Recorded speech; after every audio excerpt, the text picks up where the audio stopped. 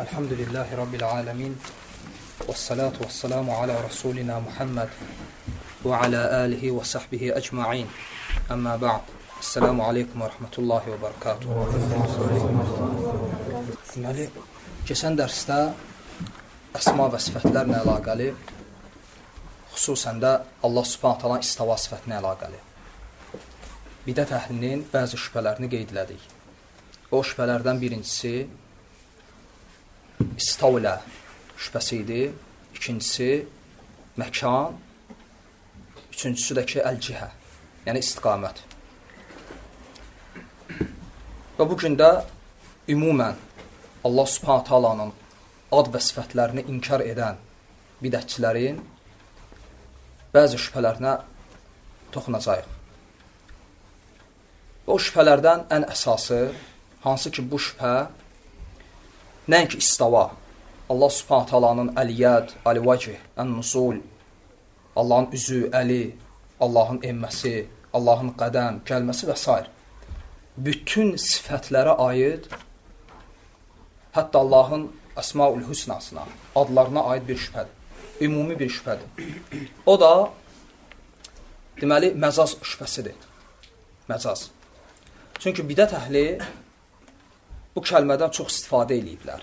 Allahın ad və sifətlərini inkar eləmək üçün. Hətta cəhmilər məcazdan istifadə edərək Allah Subhanahu taala adlarını belə inkar ediblər. Və deyiblər ki, Allahın heç bir adı yoxdur. Yəni, Allah adsızdır. Məsələn, Allah Subhanahu taalaya Ar-Rahman və Əl-Hay, Əl-Qayyum adını verən şəxslərə müşəbbihə deyiblər. Müşəbbihə. Çünki deyiblər ki, desəz ki, Allah Əl-Hay sifətinə və ya adına sahibdir, o zaman onu Əl-Hay olan məxluqata bənzətmiş olursunuz. Çünki insanlar da həyat sahibidir.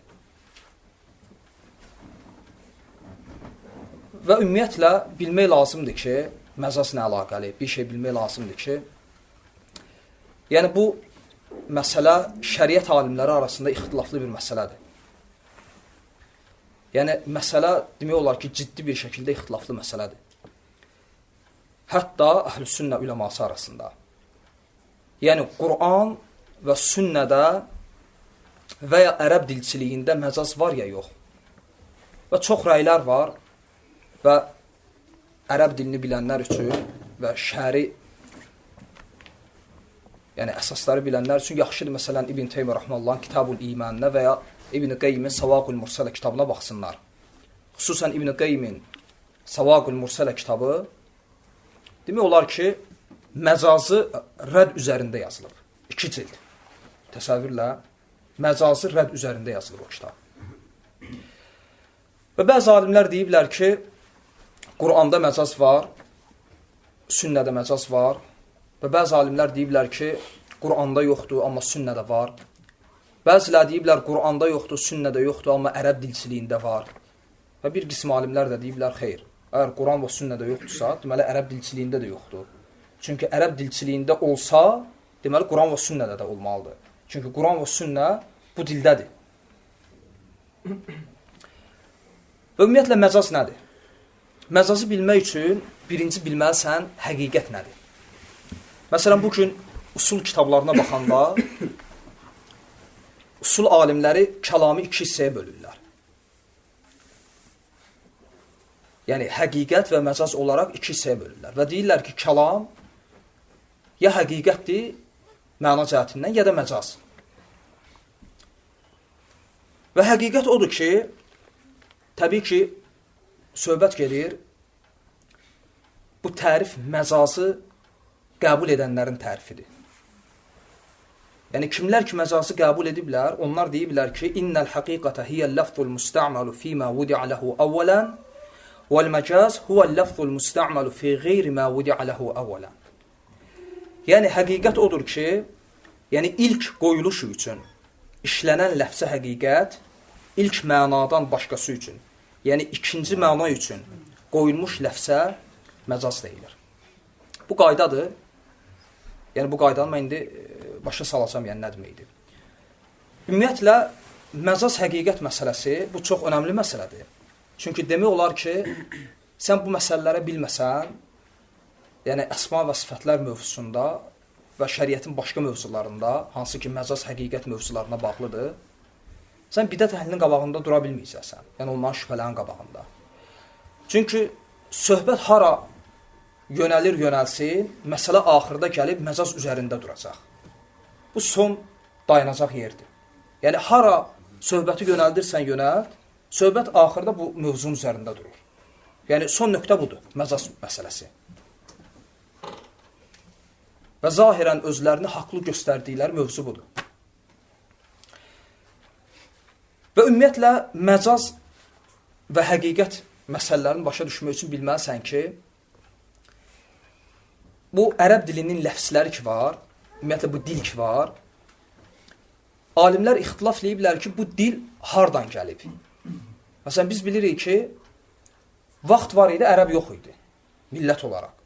Amma indi var. Deməli, bunun bir başlanğıcı olmalıdır və bu dilin. Və olmasın ərəb dili, olsun başqa dillər.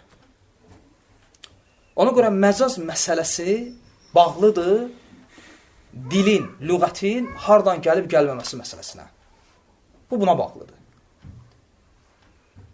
Və ona görə Əbu'l-Haşim Əl-Cübbai Mu'tazilədən olub. O ilk dəfə məcaz fikrini ortaya qoyanlardan olub. Və o iddia eləyib ki, lüğət istilahidir. İstilahi, yəni, məsələn, misal deyim, tutaq ki, bir ərəb tayfası olub, hansı ki, ərəblərin ilki, başlanğıcı. Tutaq ki, bir 50 nəfər. Onlar, məsələn, insanın ağzında olan dişə deyiblər diş. Və sonra açarı görüblər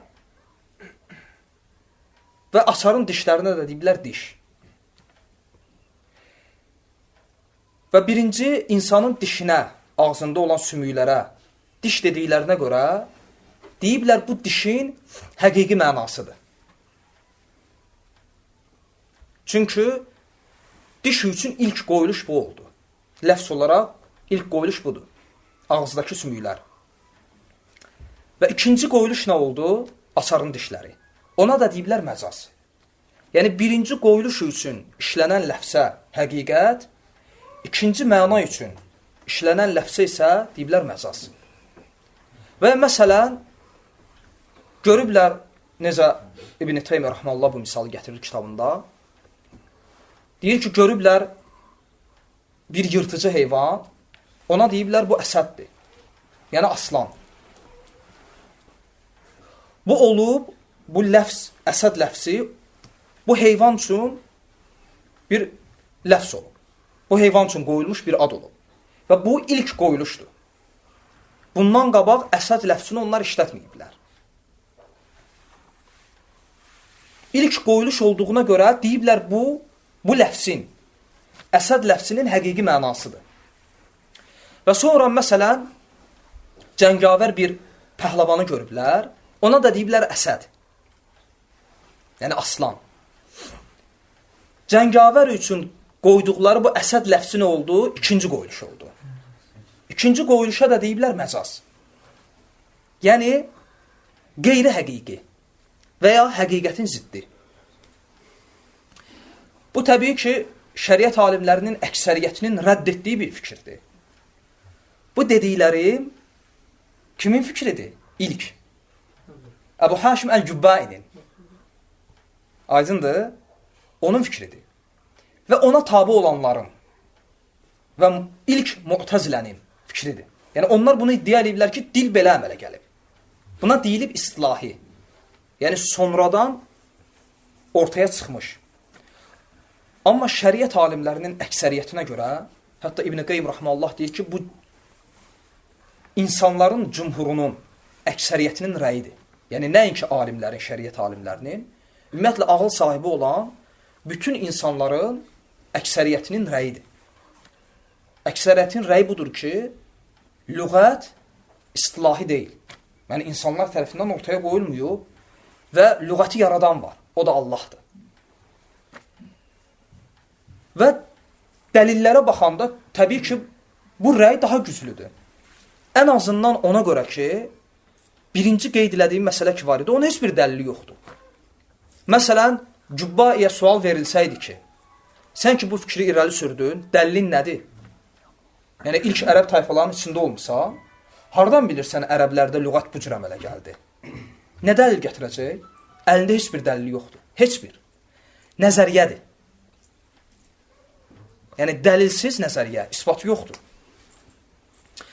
Amma İbn Qeym Rahmanullahın dediyi kimi, yəni, insanların əksəriyyətinin rəyi budur ki, lüğət Allah tərəfindəndir, ilham vasitəsilə. Yəni, Allahdandır. Bunun isə dəlili var. Məsələn, Ar-Rahman surəsinə baxsaq, Ar-Rahman, Alləməl Qur'an, Xaləqəl insən, Alləməhul bəyən. Allah insanı xəlq etdi və ona bəyanı öyrətdi. Bəyan içinə hər şey girir və lüğət də onun içindədir. Məsələn, ərəblər deyəndə ki, bəyan elmi, həmçinin nəzərdə tutulur bəlağət elmi. Lüğət, dilçilik. Və məsələn, Qur'anın ilk ayələri, yəni Peyğəmbər sallallahu aleyhi və səlləm nazil olmuş ilk ayələr. İqra, bismi rabbikəl-ləzi xalaq, xalaqəl-insənə min alaq. İqra və rabbukəl-əkramul-ləzi alləmə bil-qələm, alləməl-insənə mə ləm ya'ləm. İnsana hətta qələmlə yazmağı öyrətdi və bilmədiyi nə vardısa. Alləməl-insənə mə ləm ya'ləm. Əgər iddia edilirsə ki, dil insanın, məsələn, ərəb dili, ərəbin bilmədiyi bir dil idi, Allah insana bilmədiyini öyrədib. Aydındır. Və məsələn, Bəqərə surəsində olan bu ayə, Allah Adəmə bütün isimləri öyrətdi. Yəni, görsənir ki, ayələrin zahirindən. Yəni, bütün bunlar Allah tərəfindən öyrədilir. Və Rum surəsi 22-ci ayə olmalıdır. Allah subhanət hala buyurur, Allahın ayətlərindəndir, xalqu səmavat vəl-ard. Göylərin və yerin yaradılışı. Allah subhanət hala möcüzələrindəndir, nişanələrindəndir. Yəni, göylərin və yerin yaradılışı kimə qaiddir? İzafə edildi Allaha, çünki xaliq odur. Həmçinin ayənin davamına bax, وَاخْتِلَافُ أَلْسِنَتِكُمْ وَأَلْوَانِكُمْ. Həmçinin rənglərinizin və dillərinizin müxtəlifliyi də. Göylərin və yerin xəlqi kimi onun ayətlərindəndir. Allah subhanət hala insanların rənglərinin və dillərinin müxtəlifliyini kimə izafə etdi? Özünə. Necə ki, göylərin və yeri xaliqi odur. Açıq aydındır bu ayələr. Amma əks görüşün heç bir dəlili yoxdur. Quru nəzəriyyədən başqa. Bunu biləndən sonra artıq bizə məlum oldu ki, həqiqət və məcaz söhbəti hardan çıxır. Ona görə məcaz əhli, məcazı qəbul edənlər, hətta əhl-i sünnədən. Məsələn, usul kitablarına baxa bilərsiniz. Kim ki məcazı qəbul edib, usul kitablarında bunu yazıblar. Onlar deyiblər ki, yəni, həqiqət odur ki, innəl həqiqata hiyəl-ləfzul müstə'məl fīmə vidi'ələhu əvvələn. Yəni, ilk qoyuluş üçün işlənən ləfsə həqiqət deyilir. Amma ilk mənadan qeyrisi üçün, yəni ikinci məna üçün qoyulmuş ləfsə də məcaz deyilib. Və ya üçüncü məna üçün, və ya dördüncü və ya beşinci. Fərq etməz. Əsas olur ki, deyiblər, birinci məna üçün qoyulmuş ləfs həqiqətdir, ondan sonrakısı mənalar üçün qoyulmuş ləfs məcazdır. Və bu dərsi, yəni mən inşallah istəyirəm iki hissəyə ayırım. Və birinci hissə budur ki, məcaz əhlinin bu iddiasının rəddi. Yəni, məcazı qəbul edənlər ortaya bir iddia qoyublar. Və bu iddia əqli cəhətdən və ya şəri cəhətdən ispat olunur ya olunmur. Məsələn, birinci bilmək lazımdır ki, ümumiyyətlə ləfsləri, yəni mənalarına görə və ya işləndiyi yerlərə görə bu cür ayırmaq şəriətdə yəni əsli olmayan bir şeydir. Məsələn, misal üçün deyim, siz ən qədim dilçi alimlərə baxsaq, Sibaveyh olsun, Abul-Farra olsun, Əl-Əsma'i olsun, Abu Zeyd olsun və qeyriləri. Onlar məcazdan danışmayıblar. Və bu özü dəlildir ki, Fikir verin. Məcaz dilçilikdə olmuyor. Ərəb dilçiliyində olmuyor. Yəni qeyri-mümkün bir şeydir ki, məcaz ərəb dilçiliyində ola və təsəvvürlə Sibavih kimi bir kişi, Abulfarra olsun və ya Əsmai, hansı ki, ərəb dilinin ataları sayılır. Və onlar bu həqiqətdən bir xəbər olsunlar. Yəni, bu ağlın qəbul etmədiyi bir şeydir. Yəni, Sibavih kimi bir kişi, hansı ki, ərəb dilçiliyində ondan oyanası yoxdur. O, məcaz deyiləcək bir şeydən danışmıyor. Və demək olar ki, məcazdan əsas kimlər danışır dilçilərdən? İbn-i Cinnidir, sonra Zəməxşəridir, daha sonraki dilçilər danışır. Bu özü dəlildir. Və məsələn, qədim usul kitablarına baxsan, məsələn, İmam Şafinin kitablarına, məcaz deyiləcək bir şeyə rast gələ bilmirsən.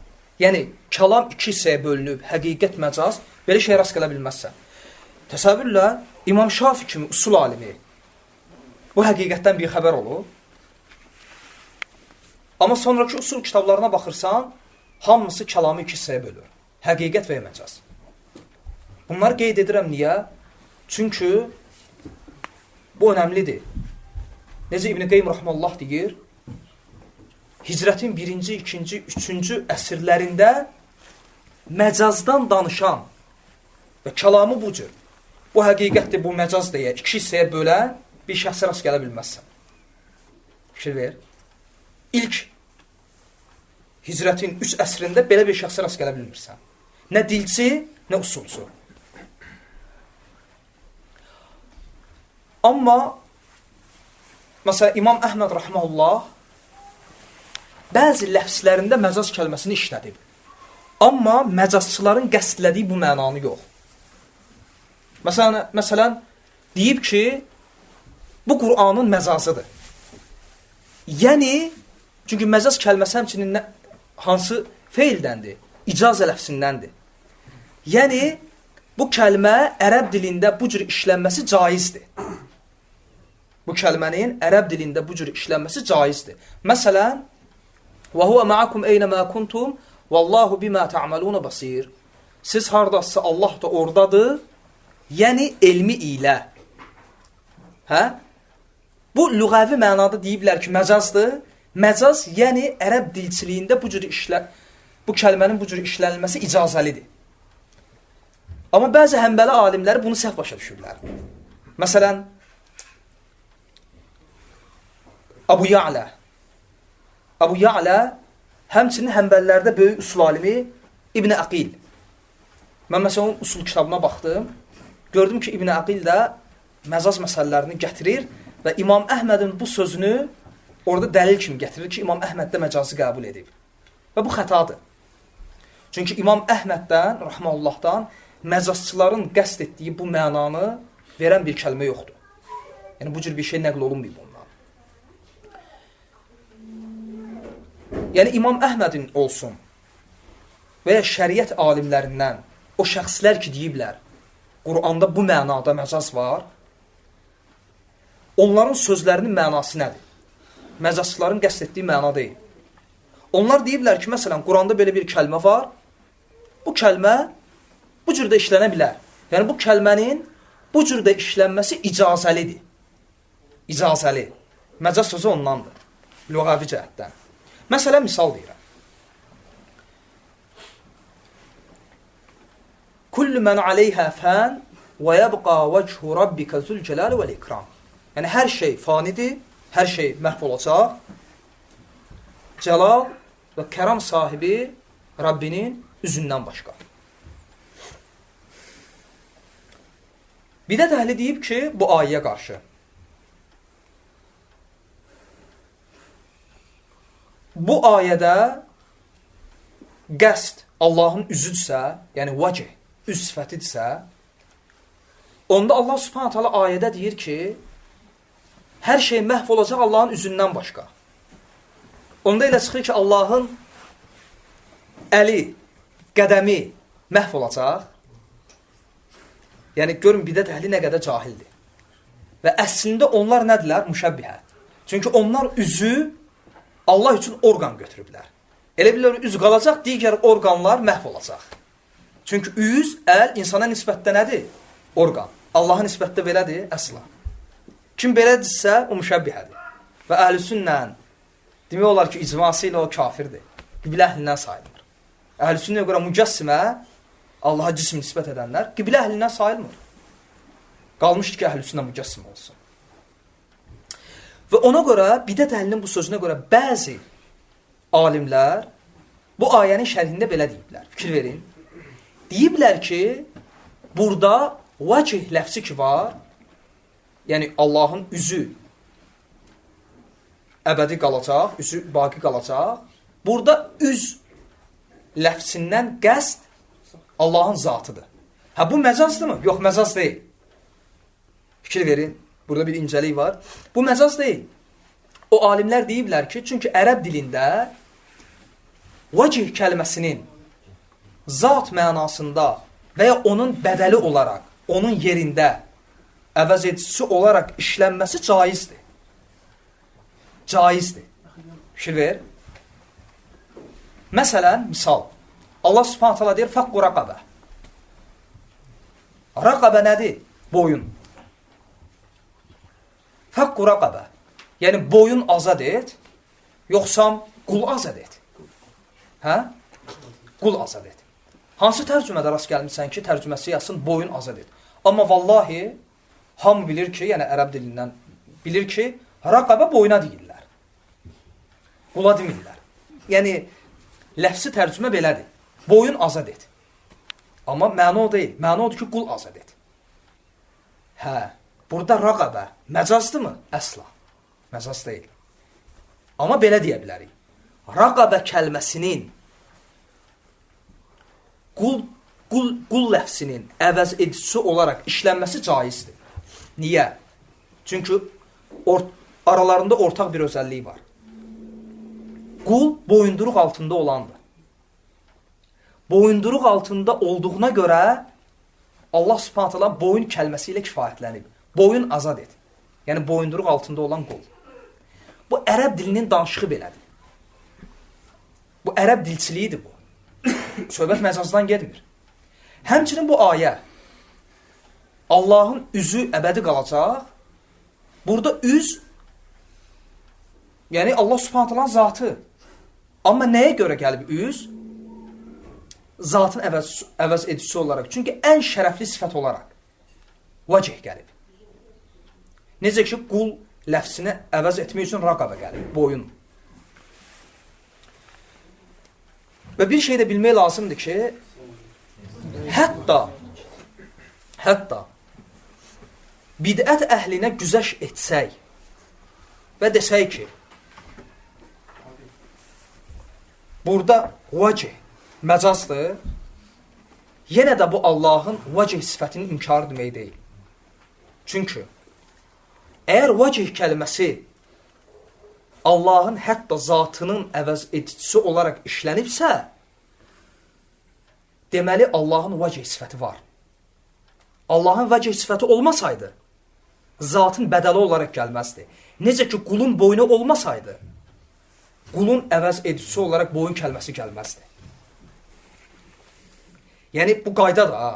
Həm ərəb dilçində, həm də məntiqdə. Bir şey misal verilirsə, deməli, onun əsli var. Ona görə bidət əhli bu ayəni bizə dəlil gətirməmişdən qabaq, özü vəcih sifətini ispat eləməlidir. İspat etmədikcə bu ayəni bizə dəlil gətirə bilməz. Məsələn, misal deyim, sən belə bir şey deyə bilərsən,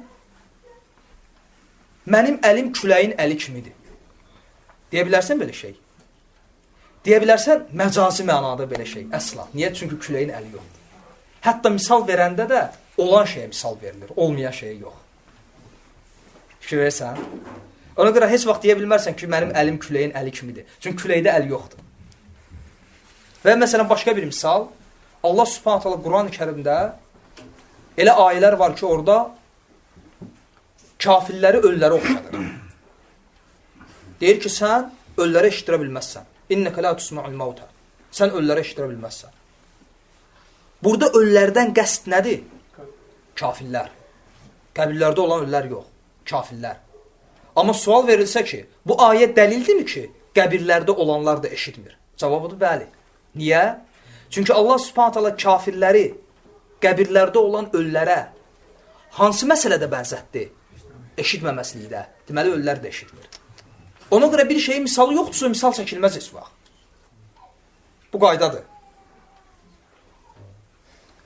Və məsələn, misal gətirək, hansı ki, Qurandan məcaz biliblər. Məsələn, Yusuf surəsi 82-ci ayəni. Allah Subhanahu taala orada deyir ki, "Vəs'alil qariyə." Kəndə soruş. Bəzilər deyib ki, bu Qurandan məcazın dəllidir. Hələ biz əsma və sifətlərdən danışmırıq. Ümumiyyətlə, məcaz ətrafında danışırıq. Yəni, ləfslər ətrafında danışırıq. "Vəs'alil qariyə." Kəndə soruş. Deyiblər ki, kəndə yox, kənd əhlinə soruş. Əhlül qariyə. Yenə də həmin məsələdir. Burada heç bir problem yoxdur və bu məcaz da deyil. Fəqət burada bir məsələ var ki, əhl kəlməsi həsf olub. Düşüb. Bu da ərəb dilçilində bilinən bir şeydir. Çünki ərəb dilində belə bir qayda var. Əgər bir şey bilinirsə, onun düşməsi, işlənməməsi caizdir. La ilahə illallah ləfsindəki kimi. La ilahəl haqq, yəni orada haqq kəlməsi təqdirdədir. Bilindiyinə görə. Aydındır ki, kəndə soruş, yəni kənd əhlində. Düzdürmü? Məsələn, mən deyirəm ki, kəndə bir xəbər çatdı. Bu sözüm həqiqətli, məcazdır. Həqiqətdir. Amma fikir ver, kim deyə bilər məcazdır? Yəni, hansı ağıl sahibi bu məcaz deyə bilər? Heç kəs. Bunun məcaz harasındadır? Bəli, kəndə xəbər çatdı. Xəbər kəndə yetişdi. Kəndə çatdı. Amma kəndə nəyə? Yəni, kənd əhlinə. Düzdürmü? Amma kənd əhli demədin. Niyə? Çünki xəbər kəndə çatdı deyəndə hər kəs bilir ki, kənd əhlinə. Bilindiyinə görə əhl kəlməsi həsf olub, düşüb. O, ərəb dilçiliyində olsun, hətta bizim dildə də caiz bir şeydir. Necə ki, öz dilimizdən misal çəkdim. Və məsələn, Kəhf surəsi 77-ci ayədəki bu kəlməni misal gətiriblər. Orada Xızır aleyhissalamla Musa aleyhissalamın bir hadisəsi var. Və o ayədə deyir ki, divar yıxılmaq istədi. Yəni, divar istədi yıxılsın. Yəni, ərada yuridu, iradə. Və dedilər ki, divar cansız bir şeydir, onun iradəsi ola bilməz. Divar cansız bir şeydir, onun iradəsi ola bilməz. Deməli, məcazdır. Məcazi mənadadır. Fikir verin. Məcazi deyoxsam həqiqət. Həqiqətdir. Niyə məcaz deyiblər? Çünki həqiqətindən bir xəbərdirlər, ona görə.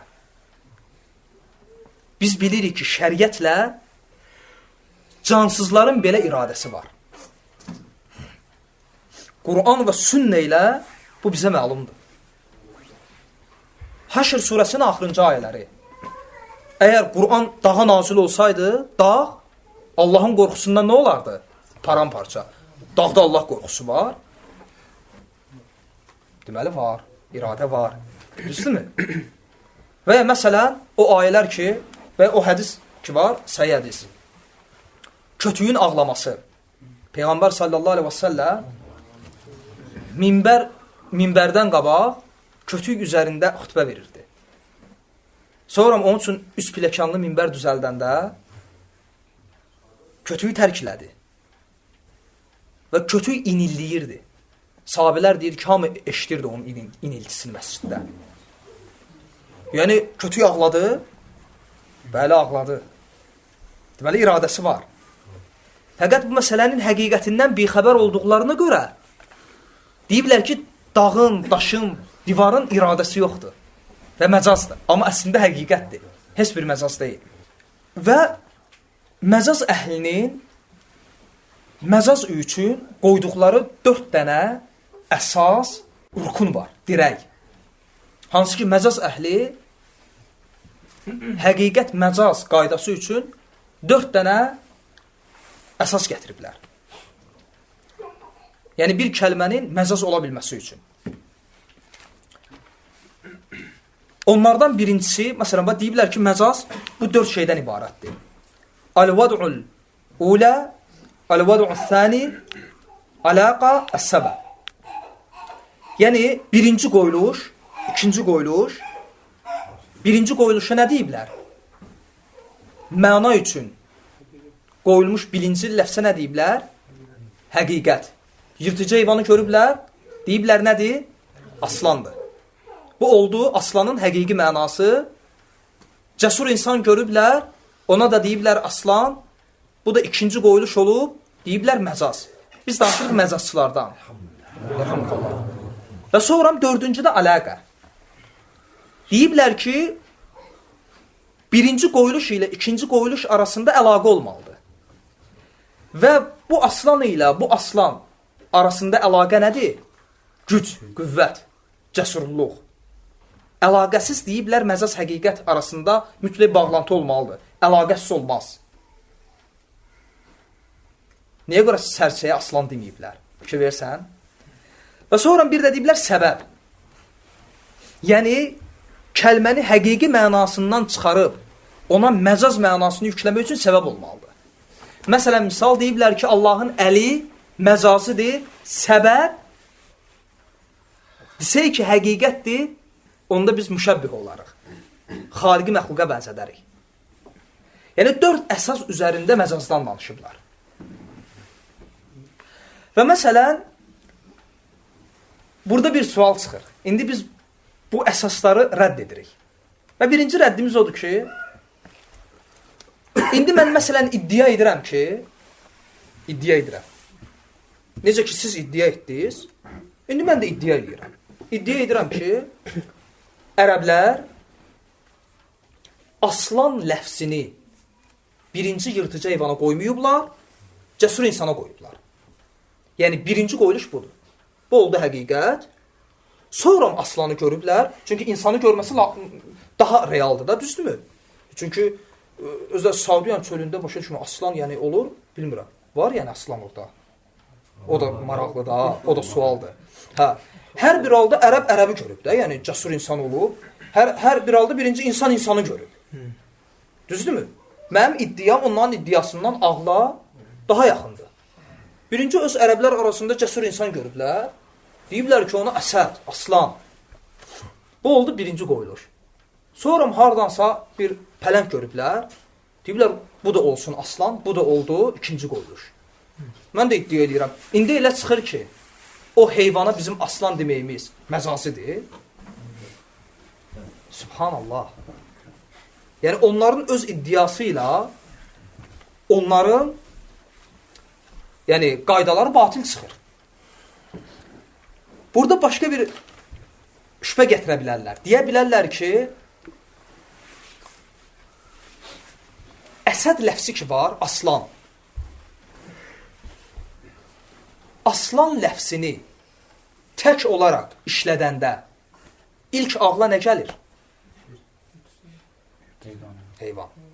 Ona görə deyiblər ki, o məcaza ki, tərif qoyublar, o tərifi qüvvətləndirmək üçün bəzilərdə bu kəlmələri artırıblar. Deyiblər ki, həqiqət odur ki, ləfs işlənəndə ilk ağla gələn şey. Məcaz odur ki, ondan sonra ağla gələn şey. Bunu əlavə kimi qeyd ediblər. Bunun cavabı belədir ki, bu əslində belə deyil. Əslində, birincisi, əsəd ləfsi yırtıcı heyvan üçün daha çox işləndiyinə görə, əsəd ləfsi tək olaraq gələndə ağla o gəlir. Səbəb budur.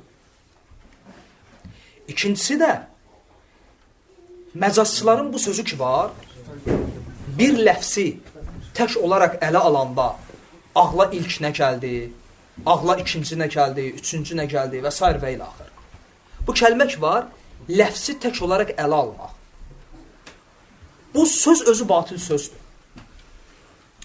Çünki ərəb dilçiliyində ləfs tək olaraq ələ alınmaz. Amma qaldı ki, ağla ilk nə gəldi? Məsələn, mən indi bir cümlə deyəcəm.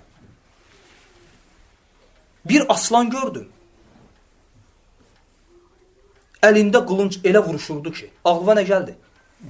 İnsan niyə? Çünki birinci ağlı bu gəldi, görürsən? Bu oldu həqiqət. O deyə bilər ki, sən bu kəlməni cümlənin içərisində işlətdik. Əsas bu məsələ budur.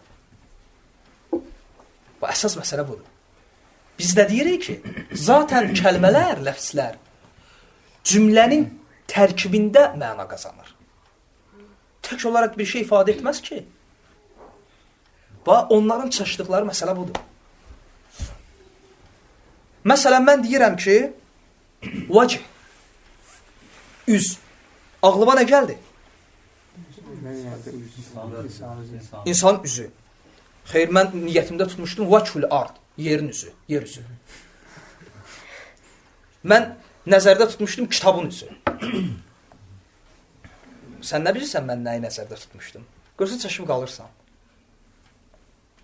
Ona görə izafətsiz, yəni bir kəlmə ilə bağlantısı olmadan, demirəm, ümumi bir cümlə, heç olmasa bir kəlmə ilə bağlantısı olmadan işlənsə, bir məna ifadə etməz, müstəqil. Məsələn, deyək ki, göz, ağla nə gəlir? İnsan gözü, hə? Mən bəlkə bulağın gözü deyirəm, çeşmənin gözü, bəlkə iynənin gözü deyirəm. Yaxşı, belə deyək. Baş. Demə ağlıva nə gəldi? Heç nə demə. Bir dənə mənə başı vəsf elə. Yumru. 1, 2. Göz, burun. Başda göz, burun var. Hə? Dağın başı yumrudur. Orada göz, qulaqlar var. Qulağın başı. Yaxşı. Onda baş deyəndə nə nəzərdə tutulur? Hə, deyə bilərsən, qardaş, yüksəklik. Yaxşı, mən deyirəm, dərsimin başı, söhbətimin başı, yüksəklik, yəni, stolun başında göd otur, yəni üstündə otur. Allah akbar. Heç bir məna ifadə etmir. Deyirəm, baş, deyir ki, gözü, qulağı var, yumru var. Dağın başı. Qardaş dedi ki, dağın başı, onda baş o nəzərdə tutulurkən yüksəklik.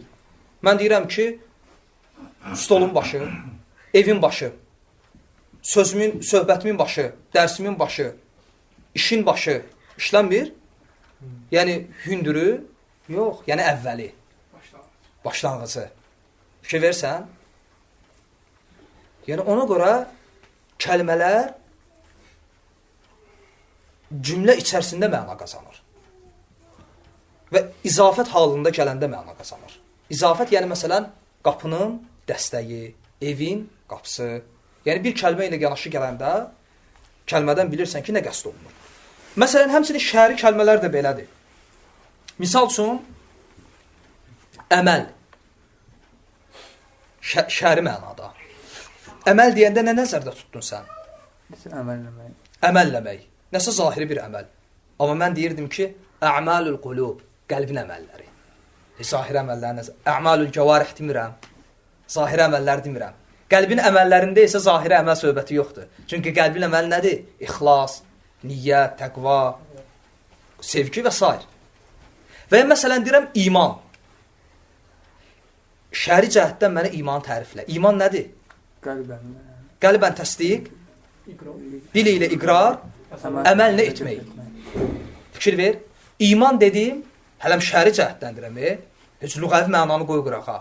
Heç şəri cəhətdən də ləfslər tək olaraq məna vermir. Məna versə də bir-birindən fərqlənəcək cümlə tərkibinə girəndə. Məsələn, iman tərifi nədir tək olaraq? Qəlb ilə təsdiq, dil ilə iqrar, əməllə etmək. İndi mən sənə bir ayə deyirəm. Deməli, iman deyəndə nə nəzərdə tutdun? O iman ləfsinin içərisinə əməl girdi, girmədi? Girdi. İndi ayə deyirəm. İlləl-ləzīnə əmənu və amilus salihət. O kəslər ki, iman etdilər və salih əməl işlədilər. O kəslər ki, iman etdilər və salih əməl. Əməl imandan ayrıldı. Niyə? Axı, bir ağladığın əməl imandandır. Əməl imandandır. Amma iman əməl kəlməsi ilə yanaşı gələndə İman ləfsindən qəsd olan nədir? Qəlbin. Əməl ləfsindən qəsd olan nədir? Zahiri. Şöyərsən?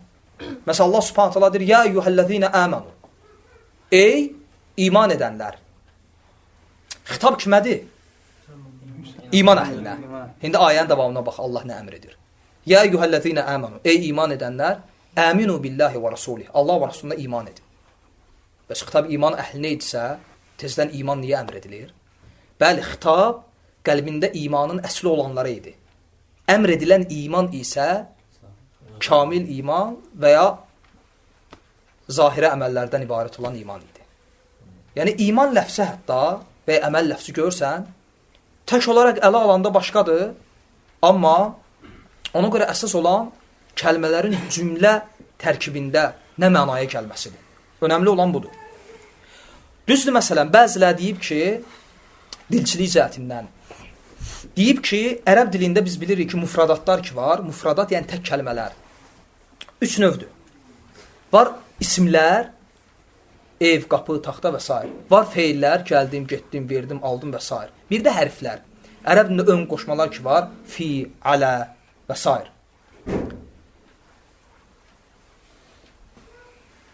Məcazçılar deyib ki, isimlər və feillər tək olaraq ələ alınanda məna ifadə edir. Məsələn, qapı bilindi nədir? Amma hərflər tək olaraq ələ alınanda məna ifadə eləmir. Məsələn, alə. Nə mənası var? İbn-i Qeym Rahmanullah buna belə rədd verir. Deyir, əslində aralarında heç bir fərq yoxdur. Çünki hərfi cərlər ki var, bu cür götürsək, hərfi cərlər də müstəqil olaraq məna ifadə edir. Çünki bir kəs fi deyəndə zərfiyyə nəzərdə tutur. Yəni içində. Alə deyəndə üstündə nəzərdə tutulur. Çünki alədən, fidən ilk ağla gələn mənalar bunlardır.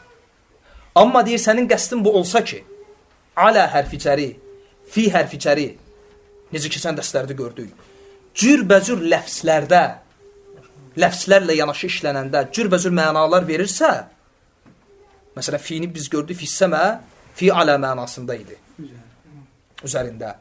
İbn-i Qeym deyir, isimlər və feillər də belədir. Onlar da cümlə tərkibində, işlənəndə, başqa kəlmələrlə yanaşı, cürbəcür mənalar ifadə edir. Yəni, xülasə, deməli, burada məcaz əhlinin əsas ilişdikləri problem ortaya çıxır. O da nədir? Kəlmələri tək olaraq ələ almaları.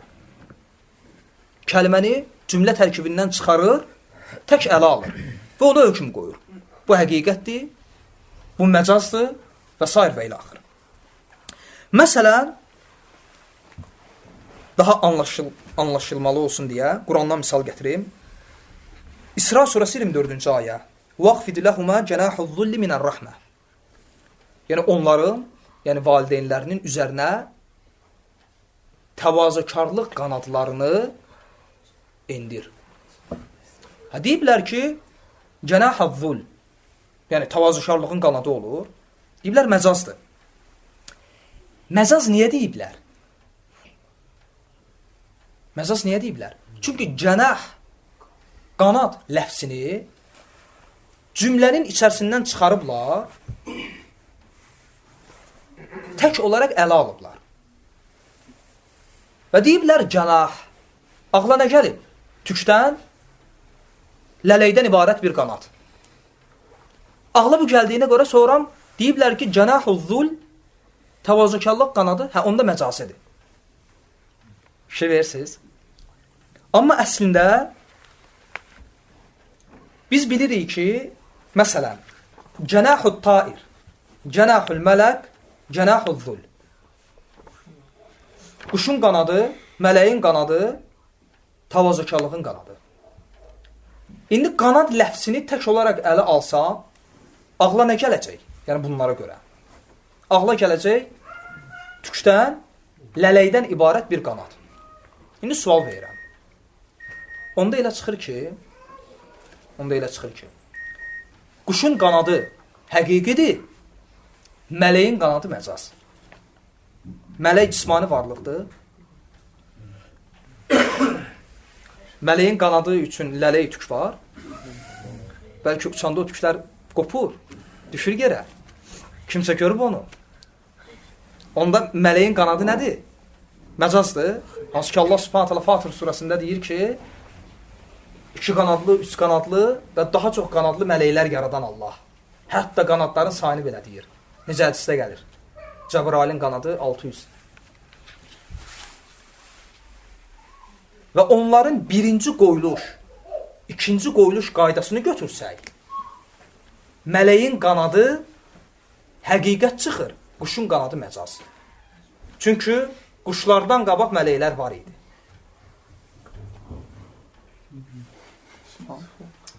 Düzdürmü? Quşlardan qabaq mələklər var idi. Hə, bu belə deyə bilər.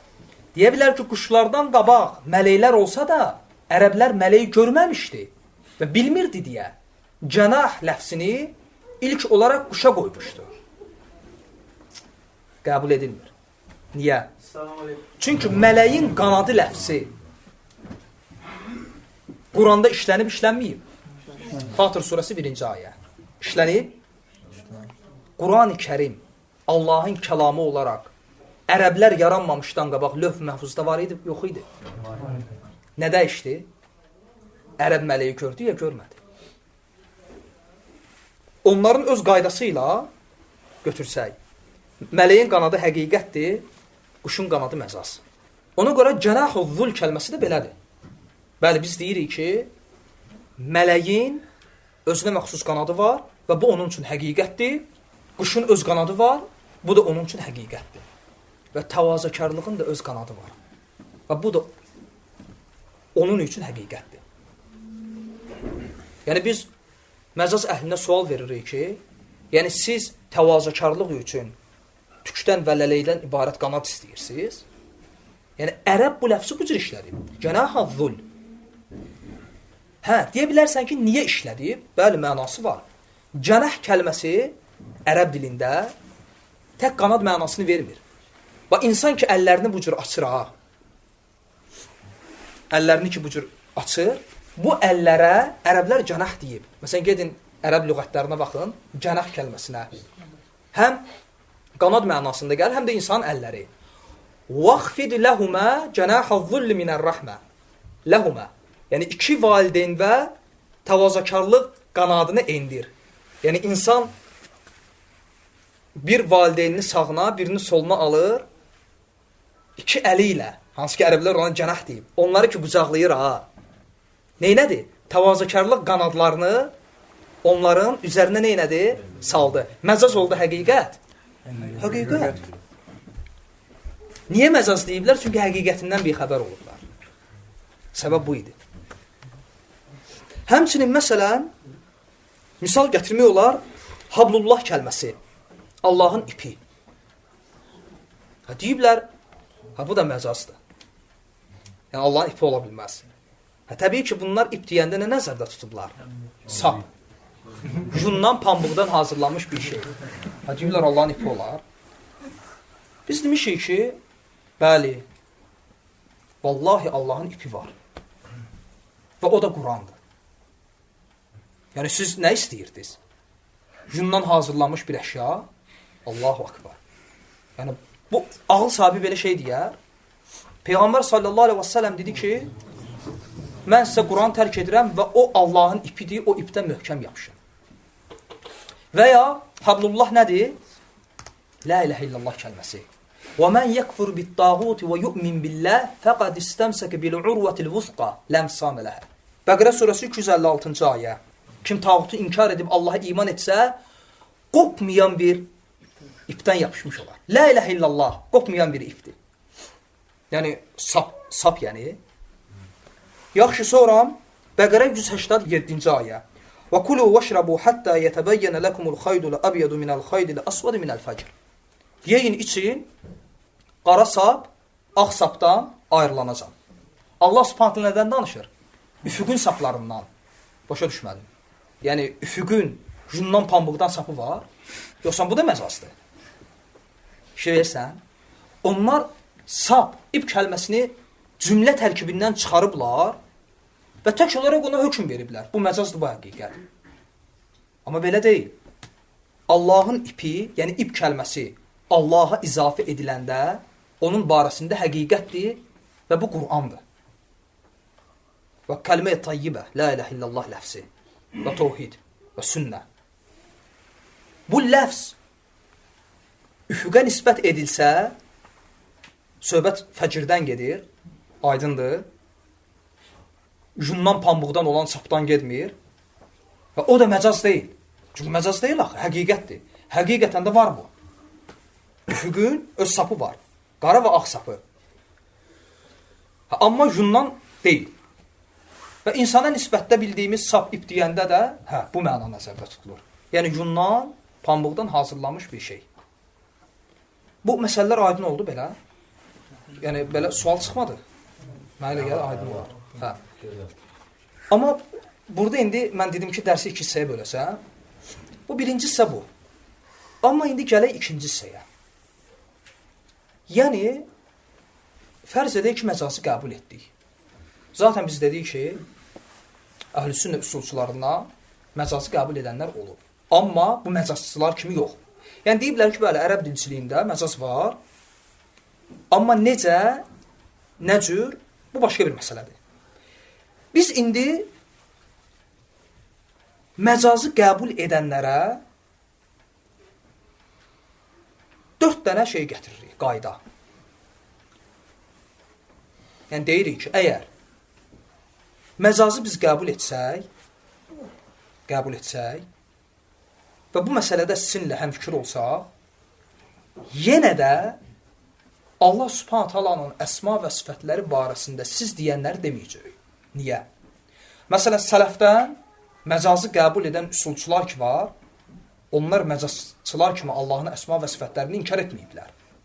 Yəni, onların məcazı qəbul etmələri hətta Allahın sifətlərini inkar etməyə səbəb olmuyor. Niyə? Çünki onlar məcazı qəbul edəndə, qəbul etsələr belə, dilçilik cəhətindən, hara gəldi, necə gəldi, qaydasız tətbiq etməyiblər. Aydındır? Çünki cəhmi, muattilə, mu'təzilə qaydasız tətbiq edib. Məsələn, tutaq ki, əl-hay, diri. Yəni nə? Yaşayan. Yəni ilk ağla gələn insanlar, yəni canlı məxluqat nəzərdə tutulur. İlk ağla gələn budur. Necə Allah Subhanahu taala deyir: "Yuxricul hayyə minəl meyyiti və yuxricul meyyitə minəl hayy." Ölüdən dirini, dirdən ölü çıxardan. Yəni burada yuxricul hayyə. Diridən ölü. Düzdürmü? Diridən söhbət nə gedir? Yəni insan və ya heyvan, nəsə canlı bir şey. İndi Allah Subhanahu taala özü barəsində deyir ki: "Əl-hay, əl-qayyum." Əl-hay dedi özünə. Cəhmilərə görə bu oldu məcaz. Çünki hay ləfsinin ilk qoyuluşu insanlar üçündür. İkinci qoyuluşu Allah üçün. Allahu akbar. Fikir verin. Əslən, hətta məcazçıların o birinci, ikinci qoyuluş qaydasını qəbul etsək belə, hətta qəbul etsək, onda biz belə deməli olmuş oluruq.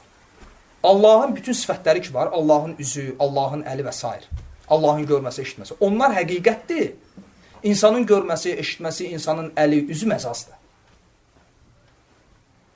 Çünki insan yaranmasın, insanın dili ortaya çıxmasın, necə çıxsın, necə çıxmasın, heç nə fərqi yoxdur. Allah Subhanahu taalanın varlığının başlanğıcı var. Və salam. Sən Allahın ad və sifətləri üçün necə ikinci qoyuluş deyə bilirsən? Aydın oldu yəni. Ona görə muattilə, cəhmilər bu cür eləyiblər. Məcazı götürüblər və qaydasız, necə gəldi tətbiq eləyiblər. Amma şəriət alimlərindən ki, kim ki məcazı qəbul edib, onların məcazı qəbul etmələri Allahın ad və sifətlərini inkar etməyə səbəb olmayıb. Çünki onlar məcazı tətbiq edəndə, fikir verir, qaydalarla tətbiq ediblər. Və o qaydaların əsası 4-dür. Və məcazı qəbul edənlərə biz bunu deyirik. Hansı ki, bu qaydaları məcazçılar özləri ispat edirlər. Bütün kitablarında da bunu gətirirlər. Yəni, məcazçıların ittifaqla qəbul etdiyi əsaslardır. Onlardan birincisi nədir? Əgər kimsə bir ləfsə məcaz deyirsə qoy desin. Onlardan birinci tələbimiz budur. Ərəb dilçiliyi cəhətindən, dil baxımından o kəlmə iddia edilən məcazı mənanı verməlidir.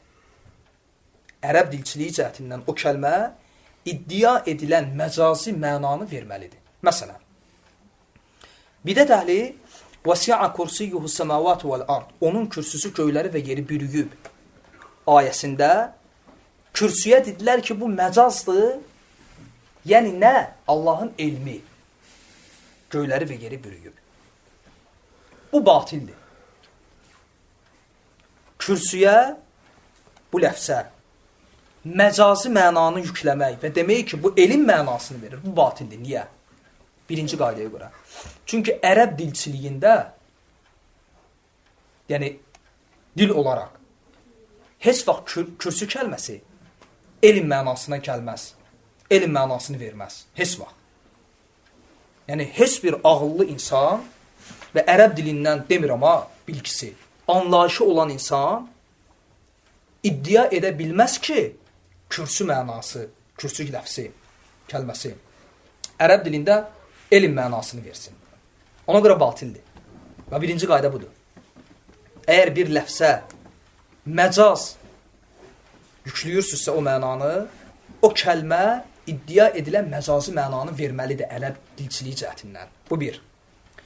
İkincisi, ləfsi, həmin ləfsi həqiqi anlamından məcazi anlama daşıyan bir dəlil olmalıdır əlində. Yəni, birincisi, o ləfs ərəb dilçiliyi cəhətindən o məcazi mənanı verməlidir. İkincisi, o ləfsi ki, həqiqi, zahiri mənasından məcazi mənaya ki, yönləndirdin, əlində dəlil olmalıdır. Yəni, dəlilsiz edə bilərsən, onda nə oldu? Kim nəyə gəldi, kefin nə istədi, istədiyini məcaz deyə bilər. Əlində dəlil olmalıdır. Məsələn, dəlilə bir misal deyək. Məsələn, onlar deyiblər, bizim əlimizdə dəlil var. Dəlil, məsələn, deyiblər, təşbih məsələsi. Yəni, biz desək ki, Allahın əli həqiqidir, onda Allahı qula bənzətmiş oluruq. Allah isə Quranda deyir ki, onun bənzəri heç nə yoxdur. Bu bizim dəlilimizdir. Bu dəlil nə? Biz Allahın əli ləfsindəki o kəlməni həqiqi, zahiri mənasından məcaza yönəltdik. Bizim cavabımız budur ki, bu dəlil ki, dedizə, təşbih, bənzətmə, bu dəlil batildir. Niyə? Çünki sən elə bir, yəni canlı deyim, elə bir şey tapa bilməzsən ki, onların arasında ləfsdə ortaqlıq, oxşarlıq olmasın. Amma məsələ nədir? Bu oxşarlıq zehindədir. Zehnin xaricində deyil. Yəni necə? Məsələn, mən deyirəm ki, Allah görür. Allah eşidir. İnsan görür. İnsan eşidir. Zehni olaraq bənzədir. Bənzədir. Bu zehin içərisindədir belə. Amma zehin xaricində işin həqiqətdə bənzərliyi var? Yoxdur. Ona görə təşbih dediyiniz batildir. Allah Subhanahu taalanın əli yoxdur. Əli var desən, məxluqun əlinə bənzəmiş olar. Deyirsənsə, onda de ki, Allah görmür, eşitmir. Çünki insan da görür, insan da eşitir. Lap bundan betərini deyim. Onda der ki, Allahın vücudu yoxdur. Və Allah əl-hay, həyat sahibi deyil. Çünki insanın vücudu var və insan əl-haydır. Necə olacaq? Denən ki, Allahın zatı yoxdur. Çünki insanın da zatı var. Desəm ki, Allahın zatı var, bənzətdim. Nə olacaq? Yəni, bu qayda düzdürmü? Əlbəttə ki, yox. Ona görə təşbih məsələsində İbn-i Teymiyyə Rəhməhullahın Aqidatul Hamaviyyədə, Aqidatul Tatmuriyyədə gözəl bir rəddiyəsi var. Bunu qayda kimi ağlında tut. Qayda belədir. Deyir ki, bidət əhlindən kim Allahın ad və sifətlərini inkar etmək üçün Allahın sifətlərini məxluqatın sifətlərinə bənzəyir deyə bunu bəhanə olaraq ortaya qoysa, siz də Allahın zatını gətirin ortaya. Deyin ki, məxluqun zatı var? Var. Allahın zatı var? Var. Allahın zatı məxluqatın zatına bənzəyir? Əsla. Məxluqatın zatına xas görmə, eşitməsi var. Məxluqun zatına xas əli var, üzü var, danışması var və s. Yəni, öz sifətləri, öz feilləri və xaliqin zatına da xas görməsi, eşitməsi, əli, üzü var. Necə ki, Allahın, xaliqin zatı məxluqun zatından fərqlidir və sözdəki oxşarlıq, özdəki oxşarlığı tələb eləmir, eləcə də ki, feillərdə və sifətlərdə oxşarlıq bu cürdür. Və başqa bir misal gətirir. Deyir ki, biri sizə sual versə ki, Allah hər gecənin üçdə birində yer üzərinin səmasına enir, sən deyəcəksən, bəli. O deyəcək ki, necə? Yəni, Allahın nuzulunun keyfiyyəti necədir? Yenə də zat kəlməsini dinən. Denən, Allahın zatı necədir? Deyəcək, bilmirəm. Denən ki, nuzulunun da keyfiyyətini bilmirəm. Çünki bütün sifətlər zata bağlıdır. Bəlkə elə deyil. Qardaş, bütün sifətlər zata bağlıdır. Sifət zatdan ayrı deyil ki. İnsanın əli onun zatındandır. Və ağcıqanatın da öz əli var, o da onun zatındandır. Oxşuyur. Allah Subhanahu taalanın əli öz zatına xasdır. İnsanda əl orqandırsa, Allaha nisbətdə bu belə deyil. Kim belə dedirsə, o müşəbbihədir. Üçüncü qayda da budur. O ləfz, yəni birinci nə idi? Ərəb dilçiliyi cəhətindən o məcazi mənanı verməlidir. İkinci, dəlil olmalıdır. O kəlməni zahiri mənasından, həqiqi mənasından məcaza yönləndirmək üçün əlində dəlilin olmalıdır. Üçüncüsü, bax, o kəlmə cümlə siyaqında, yəni cümlə tərkibində sən deyən mənanı verməlidir. Tək olaraq yox, cümlə tərkibində. Məsələn, maiyyəni götürək. Dedilər ki, وَهُوَ مَعَكُمْ اَيْنَمَا كُنْتُمْ Siz haradasa Allah oradadır. Yəni zatı ilə və dedilər ki, bu dəlildir ki, Allah səmada deyil. Biz də deyirik, subhanallah. Allahın maiyyə sifətini cümlə siyaqında götür görüm. İnna Allaha ma'as sabirin. Allah səbr edənlər nədir? İndi cavab ver. Onda səbr etməyənlərin yanında Allah yoxdur. Allah çəkilib səbr edənlərin yanına. Əstəğfirullah. Və bu ayə cavab ver. İnnəni ma'akuma əsma'u və ara. Həqiqətən mən sizin ikinizlə bərabərəm. Musa və Harun. Sizi görür və eşidirəm. İkinizlə bərabərəm. Yəni Musa Harunla idi təkcə. Heç kimin yanında deyildi. Axı Allah Subhanahu taala deyir, siz haradasa Allah oradadır. Amma cümlə siyaqında götürəndə məlumdur. Məsələn, innallaha ma'as sabirin. Allah səbr edənlər nədir? Demirəm kimin? Hamının ağlına bir dənə şey gəlir. Yəni Allah yardımı ilə səbr edənlər nədir? Başqa bir məna kimin ağlına gəlir? Heç kəsin ağlına gəlmir. Heç bidətçilərin də ağlına gəlmir. Çünki başqa bir məna gələ bilməz axı. Və məsələn, innəni ma'akuma. Həqiqətən mən sizin ikinizlə bərabərəm. Bax cümlə içində götür. Cümləni tam götür. Əsma'u və ara. Sizə eşidir və görürəm. Nə başa düşdün? Və ya Tövbə surəsi 40-cı ayə. La tahsan innallaha ma'ana. Peyğəmbər sallallahu əleyhi və səlləm Əbu Bəkrə deyir. Qorxma, Allah bizimlədir. Yəni mağarada qorxma. Cümləni götür. Cümlənin içində kəlməni götür. Qorxma, Allah bizimlədir. Ağla nə gəldi? Aydındır. Allah Subhanahu taala köməyi ilə bizimlədir. Mağarada deyil ki. Yəni zatı ilə. Fikir versən, cümlə siyaqında götürəndə məna aydındır. Heç şərhə ehtiyacı belə yoxdur. Hər kəsin ağlına eyni şey gəlir. Bu üçüncü qayda budur. İddia edilən məna, o məcazi məna ki deyirsən, ha.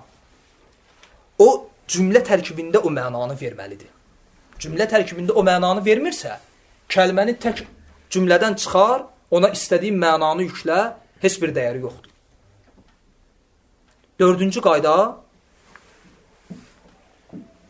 o iddia elədiyin məcazi məna ki var ha, məhz həmin mənanın olduğuna dəlil olmalıdır. Çünki başqa məna da ola bilər. Məsələn, sən gələrsən, deyərsən ki, mən iddia eləyirəm ki, bu məcazdır və mənası budur.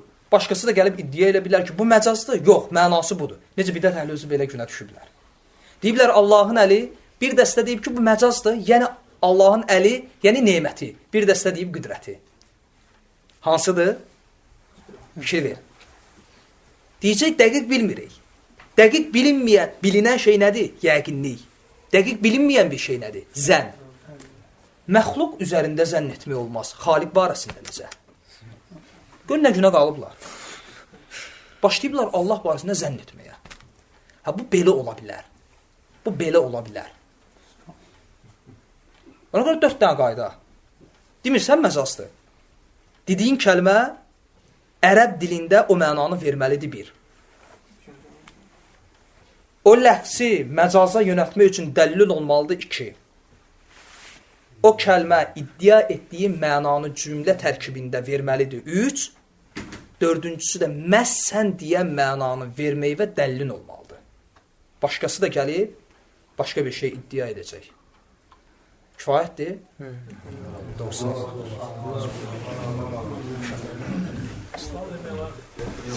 Əhlüsün nədir məcazı? Əhlüsünnədən məcaza icazə verən, baxın, məsələn, Həmbəli məzhəbindən Əbu Ya'lədir, Əbu Ya'lə, İbn Əqildir, Əbul Xattabdır və demək olar ki, Hicri 3-cü əsrdən sonra gələn Maliklərin çoxsu, Hənəfilərin də həmçinin, Şafilərdən çoxsu deyiblər bunu. Amma qədimlərə baxanda, məsələn, Həmbəliləri götürək. Məsələn, mən Həmbəlilərlə Maliklərdən bəzilən qeydləmişəm. Məsələn, İbn Teymiyyə rəhməhullah, İbn Qeym rəhməhullah rədd eləyiblər. Həmçinin Həmbəlilərdən Əbu Abdullah İbn Hamid rədd eləyib. Həmçinin Əbul Həsən Əl-Cəzəri rədd eləyib. Əbul Fadıl Ət-Təmimi rədd eləyib. Maliklərdən Vahib rəhməhullah rədd eləyib. Əşhab İbnül Qasim rədd eləyib. Həmçinin Əbu İshaq rəhməhullah İsfaraini ümumiyyətlə dilçilikdə məcazın olduğunu rədd eləyib. Qədimçilər rədd eləyiblər. Məsələn, indi balaca bir kitab götür, usula ayır, balaca bir broşür götür, görəcəksən ki, məcaz bölümü var orada. Amma Şafi usula ayır, o boyda kitablar yazır, məcazdan bir şey danışmıyor. Bəli. Yəni, Hicri 3 əsrdən belə bir şey gətirə bilməzsən. Onlar məcaz deyəndə, məsələn, ola bilər ki, deyə bilərlər ki, biz siz dediyinizə məcaz deyirik də, yəni ki, elə bir ki, necə ki, elə bunun özü deyə bilərlər ki, məcazdır bu elə özü. Yəni siz belə izah edirsiniz, biz deyib qəbul edirik bu izahları. Məsələn, məcaz deyəndə mən elə onu başa düşürəm ki, məsəl üçün birinci ağla gələn məna tutaq ki də. Yəni o elə, yəni biz demir ki, qeyri-həqiqətdir, biz deyir elə sizin dediyiniz kimi. Yəni ki, başqa mənalar verir, onu görə də belə məcaz deyirik də. Bildim, başa düşdüm. Bu iddia özü batildir axı. Yəni bu birinci qoyuluş, ikinci qoyuluş məsələsi var ha. Bu özü batildir. Çünki dil belə yaranmayıb axı. Dil Allahdandır. Necə ayələr oxudum. Belə yaranmayıb. Yəni məcazın, belə deyək də, məcazçılar, bu bayaqları göstərdiyim 4 dənə şey var ha. Birinci qoyuluş, ikinci qoyuluş. Bu şeydə ittifaq eləyiblər. Yəni məcazçılardan bir şəxs yoxdur ki, bunu inkar eləsin. İstər əhlüsünnədən, istər qeyrilərindən. Bu birinci qoyuluş, ikinci qoyuluş məsələsini ittifaq eləyiblər. Bu özü batildir. Bu nəzəriyyədir. Boş. İsbatı yoxdur bu. Və hətta, mən ona görə bayaqlar dedim, hətta bu nəzəriyyəni biz geçsək irəli, özləri püskünə düşür. Məsələn, Allahın bayaqlar misal gətirdim, tutaq ki, mələyin qanadı misalı. Qurandadır, Quran ərəb yaranmamışdandır da, bax, lövh məhfuzda var idi. Onda elə çıxır ki, mələyin qanadı birinci qoyuluş üçün həqiqət, hə? Amma quşun qanadı məcazdır. Və ən gözəl misal Əsəd. Ərəb elə bir yerdir ki, orada aslan, nə bilim, qəliz məsələdir. Və ərəb insan olaraq bunların iddia etdiyi kimi dili özlərindən ortaya çıxartdılarsa, təbii ki, ilk olaraq insanlarla ünsiyyətdə olublar bir-birləri ilə. Ağla yatan budur ki, birinci cəsur insana Əsəd deyiblər. Ağla yatan budur. Sonra yırtıcı heyvana. Və ya heç bu ağla yatan olmasın. Mən belə kefim istəyir, mən belə iddia edirəm. Sübut elə ki, sənin iddian düzdür, mənim iddiam səhv. Yəni, məcaz üçün ittifaq ilə ortaya qoyduqları birinci qoyuluş, ikinci qoyuluş kimi qaydalar ki var, bu özü batildir. Heç bir əsası yoxdur. Yəni, ona görə məcaz məsələsi lüğət hardan gəlib? Bunun üzərində qoyulan məsələdir. Və ona görə dedim, dərsin ikinci bölümü olaraq, hətta qəbul etsək ki, məcazı, baxın, fikir verin, əhl-i sünnədən məcazı qəbul edənlər olub. Bəs onlar niyə bidətçilər kimi Allah subhanahu ta'ala ad və sifətlərini inkar etməyiblər? Çünki onlar məcazı qəbul etsələr də, bir kəlməyə məcaz ləfsini yükləyəndə, bayaqları qeyd edədiyim 4 qayda nə yükləyirlər? Qaydasız olmaz axı bu. Məsələn, sən Allahın kürsüsünə elm dilən. Ərəb dilçiliyində belə bir şey yoxdur. Yerin şərqindən qərbinə can gəz, belə bir şey tapa bilməzsən sən. Sən necə kürsü kəlməsini elm yüklədin və dedin bu məcazdır? Onda mən də deyim ki, istədiyin şeyi yükləyə bilərsən. Bir də ki, bir də önəmli bir şey var axı. Bu çox önəmlidir. Allah subhanahu ta'alanın ad və sifətləri ki var, məcaz bura daxil deyil. Əslən, əvvəlindən sonunacan, külli olaraq Allahın ad və sifətlərinə daxil deyil. Nəinki ad və sifətlərə? Məcaz heç vaxt qeybi məsələlərə daxil ola bilməz. Sual ver niyə? Ona görə ki, məcazın əsli nədir? Birinci qoyuluş, ikinci qoyuluş. Qeybi məsələ üçün nə birinci qoyuluş, ikinci qoyuluş? Qeybdir bu. Sən bilmirsən bunu. Yəni, başa düşdünüz? Qeybi məsələlərə məcaz girmir. Dəxli yoxdur ya. Bu Allahın ad və sifətləri olsun, yoxsa nə? Yəni, bunlara görə, məcazçılara görə, bu məxluqa xas sifətlər var, ha? Görmə, eşitmə. Məsələn, cəhmilərə görə necədir? Cəhmilərə görə məxluqa xas bütün sifətlər ki var, əl, üz, görmə, eşitmək, hamısı həqiqətdir. Bu adda olan xaliqin sifətləri hamısı məcazdır. Dəhşət. Bir şey verirsiniz? Ola bilər ki, məcazı ilə onu inkar etmək üçün dururlar. Elə bir şey var da. İndi hər bir halda təbii ki, fikir verin. Bir şeyi ki, Əl-Cübbâi, Əbu Haşim, Əl-Cübbâi, Mu'təzilənin başçılarından biri ortaya çıxarıb məcazı. Aydındır hər şey. Yəni, ilk dəfə, qardaş, o iddia eləyib. İlk dəfə o iddia eləyib. İddia eləyib ki, lüğətin əsli bu cür gəlib. Birinci qoyuluş, ikinci qoyuluş. Yəni, Əl-Cübbâidən qabaq, demir amma şəriət. Heç dilçi alimlərindən bunu ortaya qoyan olmuyor. Yəni, bir şeyi ki, ortaya çıxaran Mu'təzilə olur, 100% əmin ol ki, onun bir qəsdi olur.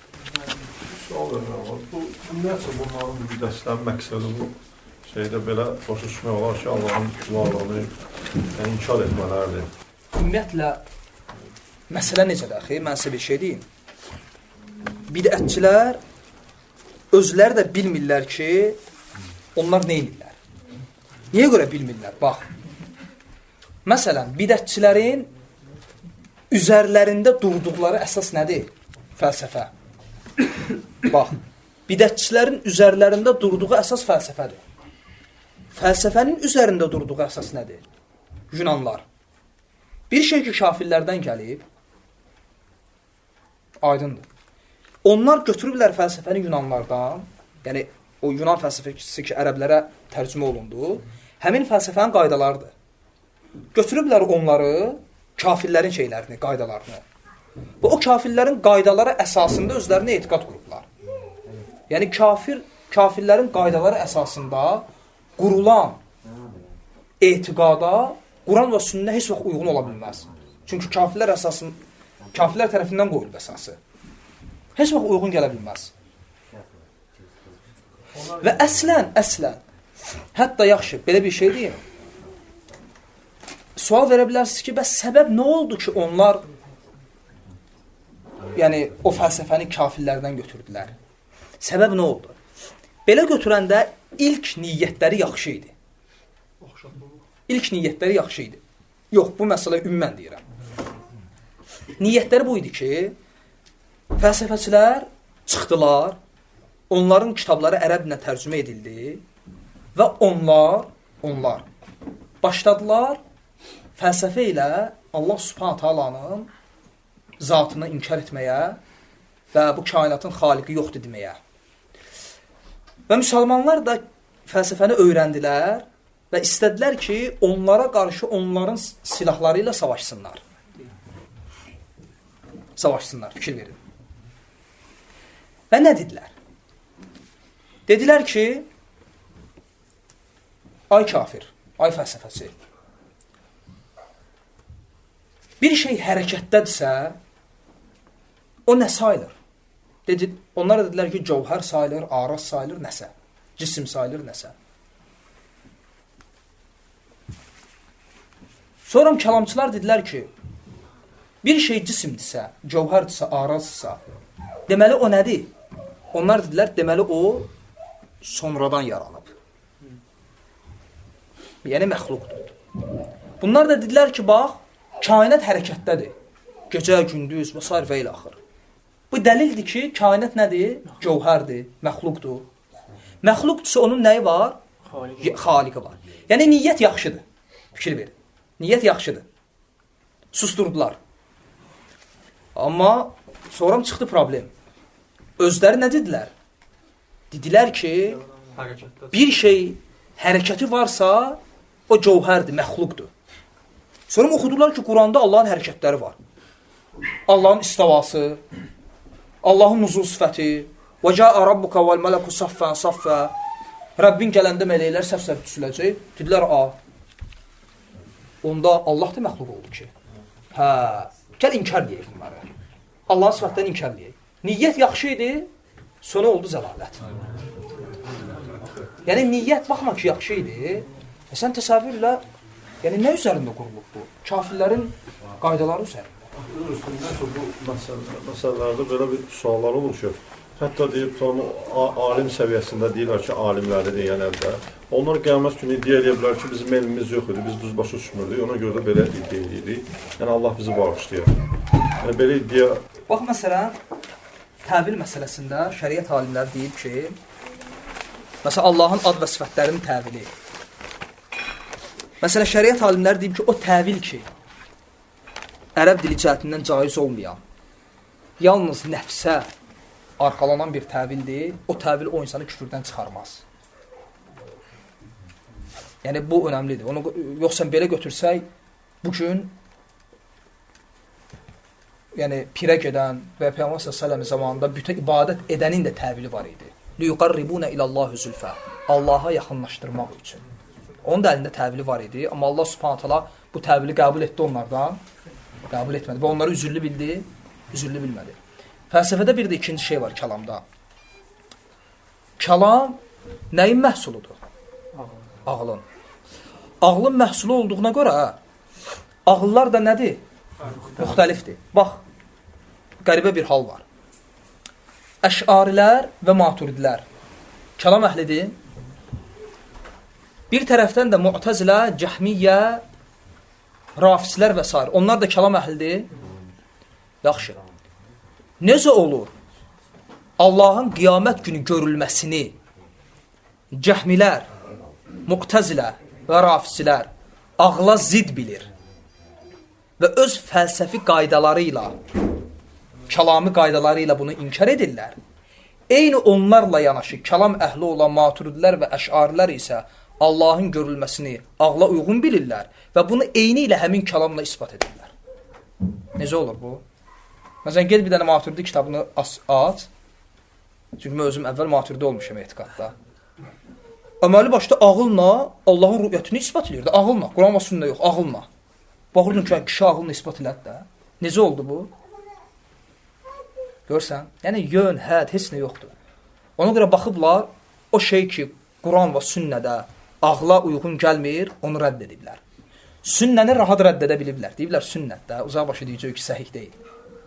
Ayəni rədd edə bilmədiklərinə görə deyiblər ki, məcburuq təvil eləyək. Deməyəcək ki, Quran təhrif olunur. Belə.